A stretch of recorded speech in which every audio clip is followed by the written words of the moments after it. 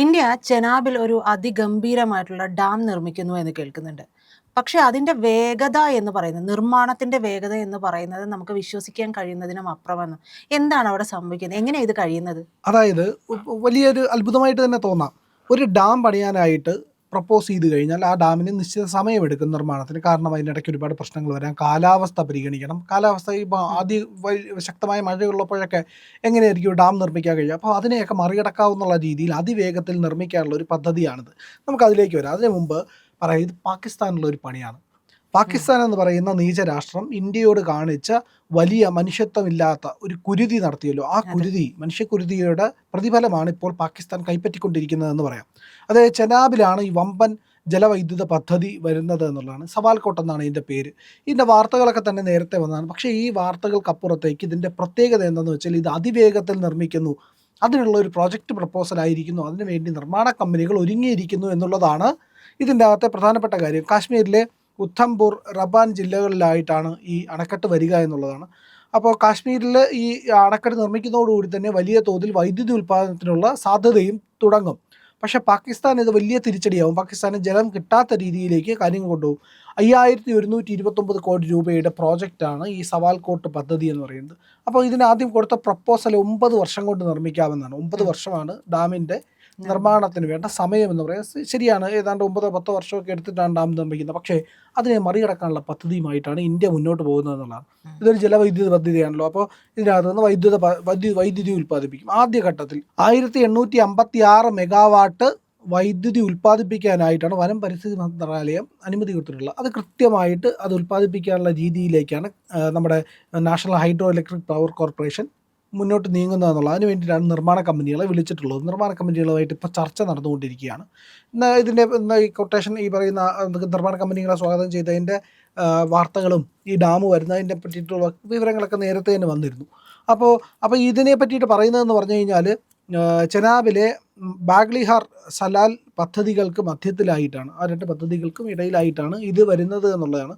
വലിയ രീതിയിൽ ജലം സംഭരിക്കാനും അത് വൈദ്യുതിയാക്കി മാറ്റാനുമുള്ള പദ്ധതി ഇതിനകത്തുണ്ട് എന്നുള്ളതാണ്. അപ്പോൾ അത് മാത്രവുമല്ല, ചെനാബിലുള്ള മറ്റ് പദ്ധതികൾ കൂടി വേഗത്തിലാക്കി. ഈ പദ്ധതിയിലെ വേഗത്തിനുള്ള നടപടി മറ്റ് പദ്ധതികളിലേക്കും കൂടെ കൈമാറുന്നു എന്നുള്ളതാണ് ഇതിനകത്ത് പ്രധാനപ്പെട്ട കാര്യം.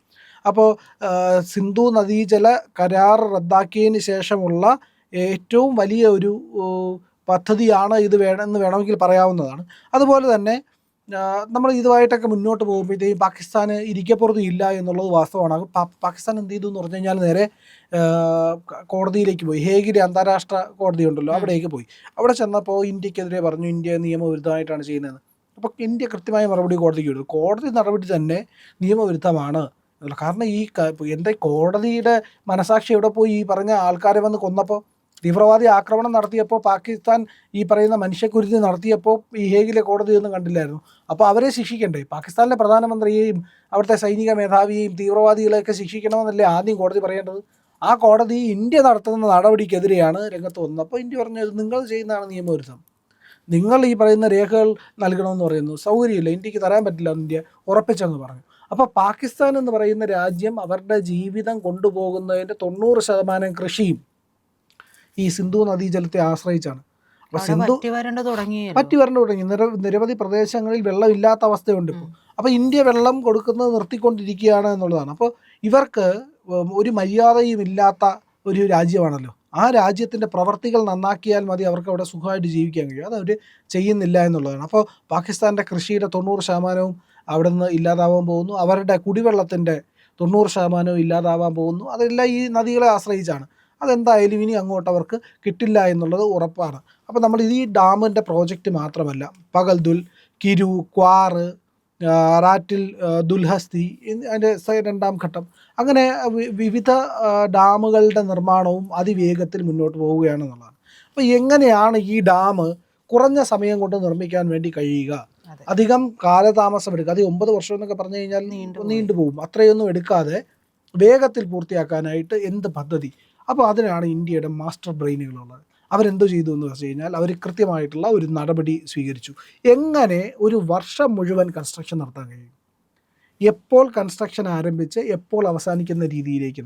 അതായത് ഒരു വർഷത്തിൻ്റെ പ്രധാനപ്പെട്ട സമയങ്ങൾ എന്ന് പറഞ്ഞാൽ തണുപ്പ് കാലം, വേനൽക്കാലം, ഈ പറയുന്ന മഴക്കാലം, ഇതെല്ലാം ഉണ്ട്. അപ്പോൾ ഈ കാലങ്ങളെയൊക്കെ അതിജീവിച്ച് പോകണം. അപ്പോൾ അതിനായിട്ട് എന്ത് ചെയ്തു എന്ന് പറഞ്ഞു കഴിഞ്ഞാൽ ഇതിൻ്റെ മുകൾ ഭാഗം ഡാമിൻ്റെ ആദ്യം കൺസ്ട്രക്ഷൻ നടക്കുന്ന സമയം ഈ പറയുന്ന വെയിൽ കാലത്തോ മഞ്ഞ് കാലത്തോ ഒക്കെ ആയിരിക്കുമല്ലോ. അപ്പോൾ ഒരു കൺസ്ട്രക്ഷൻ ഒരു പരിധി വരെ എത്തുമല്ലോ.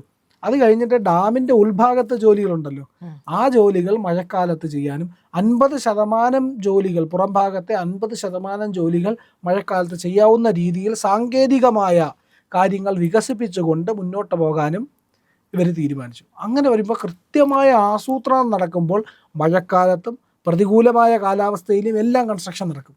അങ്ങനെ വരുമ്പോൾ ഈ 9 വർഷം എന്നുള്ളത് കുറയും, അതിൻ്റെ പരിധി വളരെ വേഗത്തിൽ കുറയും. ഡാം അതുപോലെ തന്നെ ഡാം കൺസ്ട്രക്റ്റ് ചെയ്ത് തുടങ്ങുമ്പോൾ തന്നെ വലിയ രീതിയിൽ ഈ പറയുന്ന വെള്ളത്തിൻ്റെ ഒഴുക്കിനെ ബാധിക്കും അത്. പിന്നെ അതുകൊണ്ട് തന്നെ മറ്റ് പ്രോജക്റ്റുകളിലൊക്കെ വെള്ളത്തിൻ്റെ സ്റ്റോറേജ് അവർ കൂട്ടും. അപ്പോൾ ഇതിന് മുൻപും ഇതിന് ശേഷവും ഒക്കെയുള്ള പ്രോജക്റ്റുകളുണ്ടല്ലോ, അവിടെയൊക്കെ വെള്ളത്തിൻ്റെ സംഭരണം കൂട്ടിക്കഴിയുമ്പോൾ ഇവിടത്തേക്കുള്ള പ്രവർത്തനം വേഗത്തിൽ നടക്കാനും ഒക്കെ കഴിയും. കാരണം വെള്ളത്തിൻ്റെ ഒഴുക്ക് കുറയും.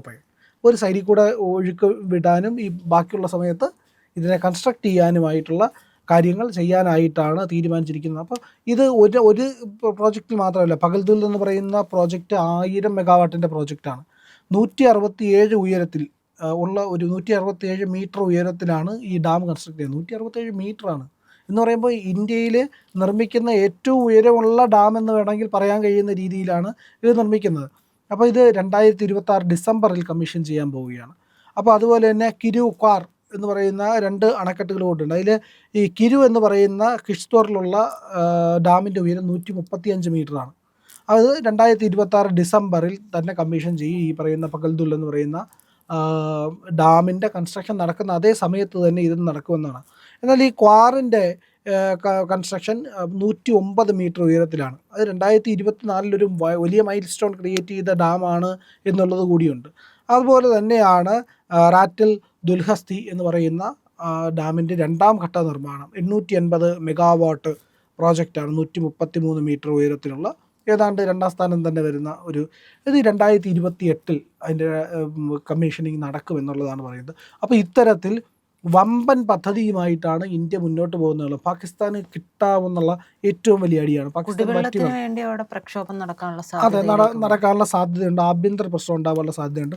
അപ്പോൾ ഇന്ത്യ ചെയ്യുന്നതെന്ന് പറഞ്ഞാൽ കൃത്യമായിട്ട് വെള്ളം സ്റ്റോർ ചെയ്യുക മാത്രമല്ല, ഇതിനെ കൃത്യമായിട്ട് ഇന്ത്യയുടെ മറ്റു ഭാഗങ്ങളിലേക്ക് ഒഴുക്കിക്കൊണ്ടുവരാനുള്ള പരിപാടികളും പദ്ധതികളും ഇന്ത്യ നടപ്പിലാക്കുന്നുണ്ടോ എന്നുള്ളത്. ഇന്ത്യയിലെ ഏറ്റവും വലിയ കനാൽ ഒക്കെ ഈ സിന്ധു നദിയുമായിട്ട് ബന്ധപ്പെട്ടാണ്. ആ കനാലൊക്കെ വൃത്തിയാക്കി അതിനെ കൂടുതൽ ഡെവലപ്പ് ചെയ്തെടുക്കാനുള്ള നടപടികളും അതിവേഗത്തിൽ പുരോഗമിച്ചുകൊണ്ടിരിക്കുകയാണ്. അപ്പോൾ അങ്ങനെ വരുമ്പോൾ പൂർണ്ണമായിട്ടും ഈ പറയുന്ന പഞ്ചാബ്, ഹരിയാന മേഖലകളിൽ ഈവൻ രാജസ്ഥാനിലേക്ക് പോലും ഈ നദീജലത്തെ എത്തിക്കാൻ വേണ്ടിയിട്ടുള്ള ദീർഘവീക്ഷണം ഇന്ത്യ കാണുന്നുണ്ട് എന്നുള്ളതാണ്. അപ്പോൾ വളരെ ഫർട്ടൈലായിട്ടുള്ള ലാൻഡാണ്. വെള്ളമില്ലാന്നേ ഉള്ളൂ ഈ പറയുന്ന രാജസ്ഥാൻ്റെ പല മേഖലകളിലും. അപ്പോൾ അവിടേക്കൊക്കെ വെള്ളം എത്തിക്കാൻ വേണ്ടിയിട്ടുള്ള വമ്പൻ പദ്ധതികളുമായിട്ടാണ് ഇന്ത്യ മുന്നോട്ട് പോകുന്നത്. പാകിസ്ഥാൻ ഏൽക്കുന്ന ഏറ്റവും വലിയ അടിയാണ് ഈ സവാൽകോട്ട് അണക്കെട്ട് എന്നുള്ള കാര്യത്തിൽ സംശയമില്ല. അതിഗംഭീര പ്രോജക്റ്റാണ് ഈ കൊണ്ടുവരുന്നത് എന്നുള്ളതാണ്. പ്രിയപ്പെട്ട പ്രേക്ഷകരെ, ഇത്തരത്തിലുള്ള വാർത്തകൾ നിങ്ങളിലേക്ക് എത്തിക്കുന്നത് ഇന്ത്യ ലൈവാണ്. അതുകൊണ്ട് ഇന്ത്യ ലൈവിനെ നിങ്ങൾ പിന്തുണയ്ക്കുക. ഇന്ത്യ ലൈവിനെ സബ്സ്ക്രൈബ് ചെയ്യുക. അതുപോലെ തന്നെ ബെല്ലൈക്കൺ അമർത്തി കഴിഞ്ഞാൽ ഇന്ത്യ ലൈവിൻ്റെ നോട്ടിഫിക്കേഷൻസ് യഥാസമയത്ത് വരും. അതുകൊണ്ട് നിങ്ങൾക്ക് ആ വീഡിയോകൾ കാണാൻ കഴിയും. അത് ലൈക്ക് ചെയ്യുക, വീഡിയോകളിൽ കമൻറ്റ് ചെയ്യുക, ഷെയർ ചെയ്യുക, മറ്റുള്ളവരോട് സബ്സ്ക്രൈബ് ചെയ്യാൻ പറയുക.